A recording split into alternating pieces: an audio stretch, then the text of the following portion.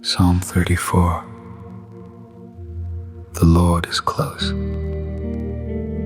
to the brokenhearted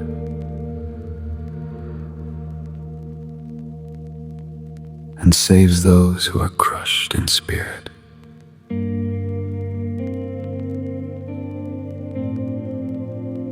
There is a specific kind of quiet that does not arrive with the crisis.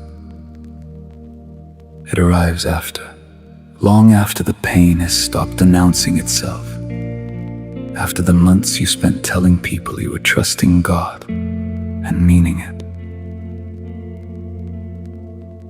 And then, an ordinary Wednesday,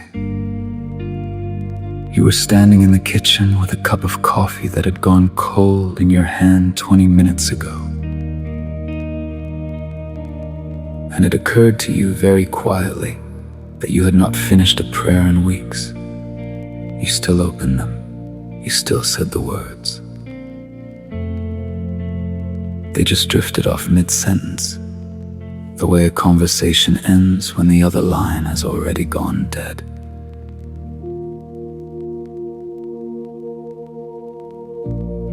You did not decide to stop hoping.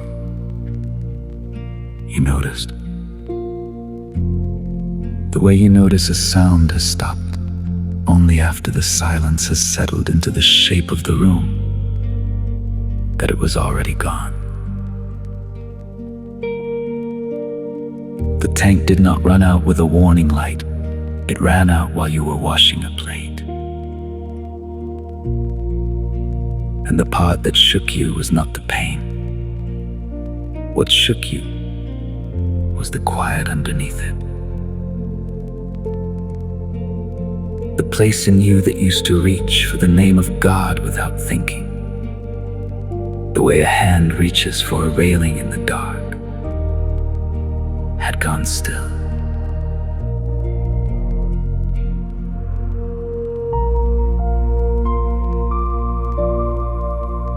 No rebellion, no slammed door, only the slow, clinical disappearance of a reflex you used to have.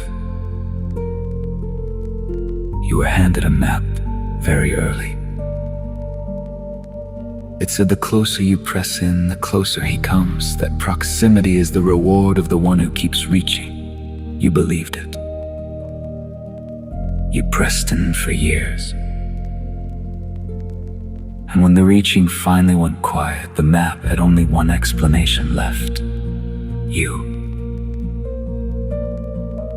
Somewhere, it whispered, your grip must have loosened. Somewhere, a door must have been left open. Because the math of that map does not allow for a faithful person to end up empty. But read the verse again. Not close to the ones still pressing in. Not close to the strong. Not close to the faithful who never faltered. Close to the brokenhearted. Close to the crushed. The address he names is not the high ground of great faith. It is the lower place the map never showed you existed. Your emptiness is not a verdict, it is a location. And he named it 3,000 years ago as the one he does not walk past. We imagine him waiting at the door. Arms folded patient, watching for the moment you pull yourself upright and begin hoping again, so he can finally walk in. But the oldest song in the book does not describe him waiting at a door. It describes him already inside. He did not arrive when you reached for him. He did not retreat when the reaching stopped. He was already there before the word faith had any weight to it.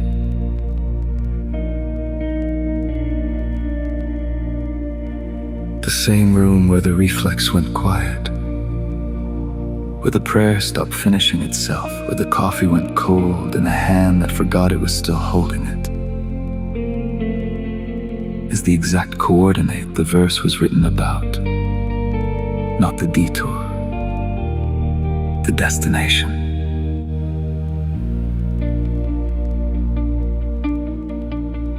The text does not say he is on his way, it says he is close. Present tense. Already in the room you thought he had left. He is not meeting you on the other side of this. He is already where you ran out.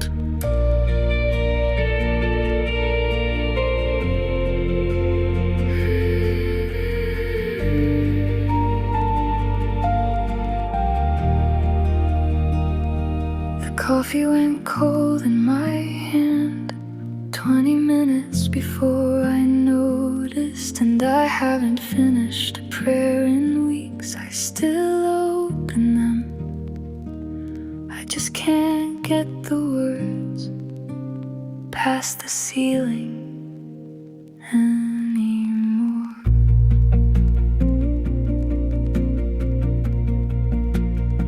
They handed me a map when I was young. It said the strong ones get to stand close. So I pressed in for years. I pressed in past the reasonable.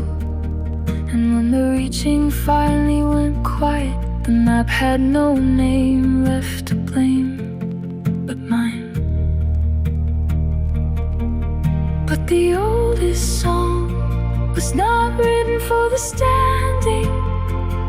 It was written for the low ground, the place the tank runs dry, where a reflex disappears and the silence settles like weather moving in.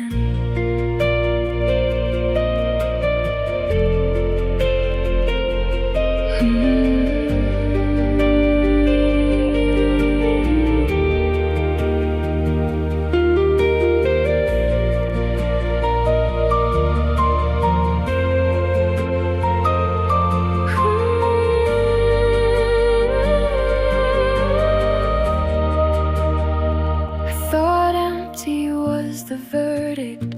I thought quiet meant you had gone, but you did not wait at the door for me to find a voice again. You were already inside before the words ran out. You were already here. So I am not praying tonight, not the way I used to. I do not have it in me. But the text is in the present tense. You are close, you are close. And the verse was not a promise, it was an address. I am not